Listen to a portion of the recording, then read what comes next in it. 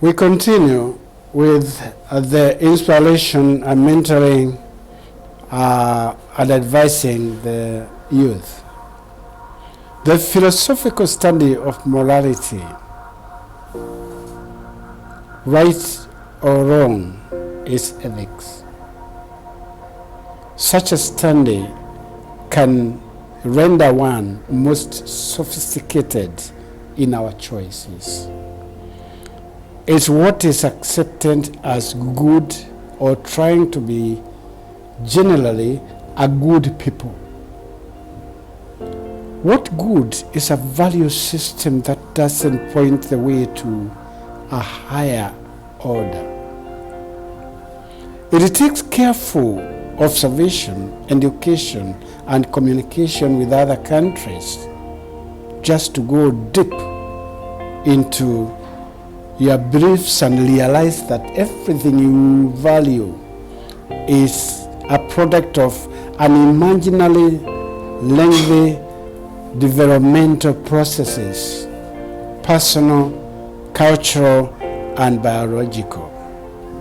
You do not understand how what you want, and therefore what you see, is conditioned by the immense, abysmal, profound past.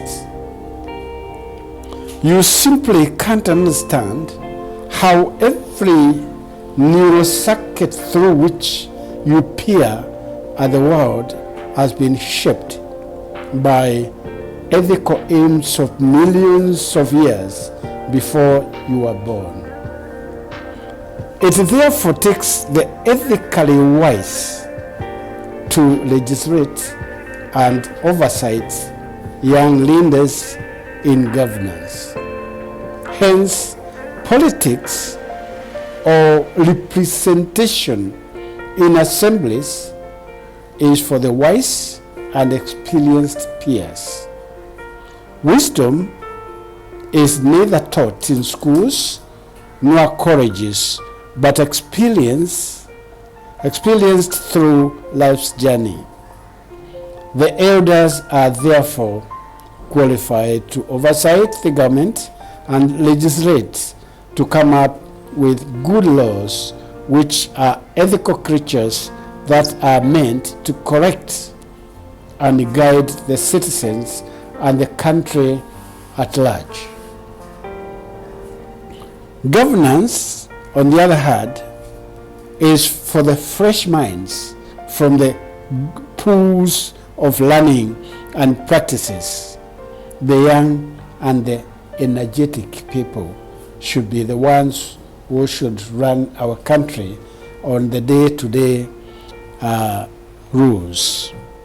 In all that what I've said there before, character, integrity, intelligence, honesty, and energy, in that order, must be the yardstick for leadership qualities commencing after 2022 elections for the country to change. This country requires that change badly. Our creed or religion from then on will be making our motherland great, rich, and prosperous, not enriching people. This will be our rallying call to alter our demeanor. We Africans actually are casual in everything we say or do, which must change. We should take our motherland's leadership with the seriousness it deserves. Look at the previous elections in the US. A bad leader goes and gets his followers to go to their Capitol Hill and starts messing up, and see how that mess is being addressed by that country today very seriously. If it was an African country, it would have been cooled down. And that would have been the last thing you hear about it. My communication here under is very important for posterity, and is as follows. 1. Our ancestors believed in human evolution and generations at 10-year gaps. In that, you grew up there. In that, as you grew up, there were certain requirements you fulfill at certain ages, and if not done, must be left to be done by the next person behind you or the next generation.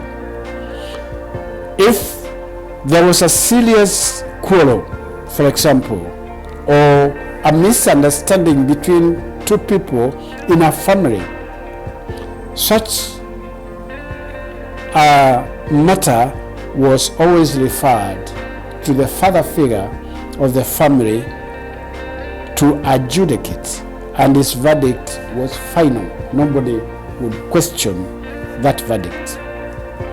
Generation awareness is in governance, particularly in politics, is so vital to be ignored as is currently. We all cry that there is no employment, yet you find those government and private offices are filled by 50 years and over, yet their recently graduated sons and daughters are tamaking. All employment must go to updated, relevant discipline and generation. Where there is so much joblessness in the country, yet you want to keep in that office until you are 60. Where will your children find the job that you say they should have?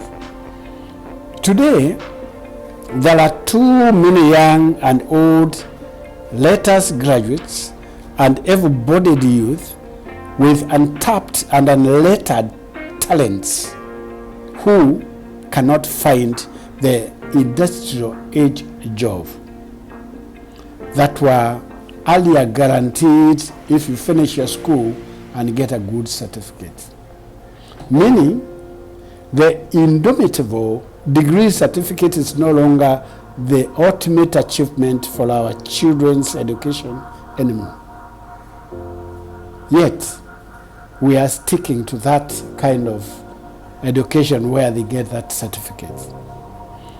We therefore must urgently update, change, and evolve into the modern dispensation to be relevant.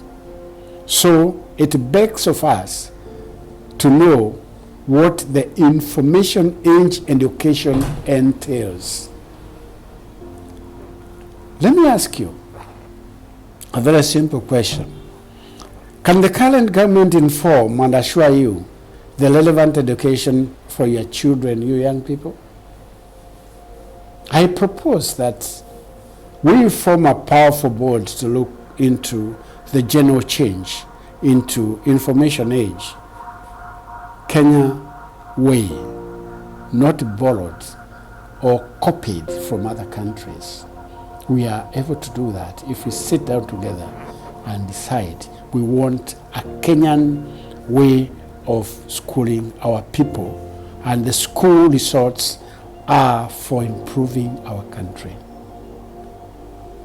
For the current leaders, it's all about how much one grabs from the public kitty legally, hence sharing the cake. I guarantee you that if any of those 7 people there who are clamoring and squabbling for being the presidential candidates of all the parties around, if any one of them takes that seat, there will be no change, and the receivership situation we are in will escalate. We will not even be able to feed our families. But of course, for them, they live in gated communities which are accessed through highways, and their children go to school in special schools locally and abroad. So, where should they go? The kind of their leadership is called gluttony, tranquility. The richer one becomes materially, the poorer he or she becomes mentally and spiritually. Their conviction is by a belief that once you take power, more is permitted to you from the public kitty than to all others.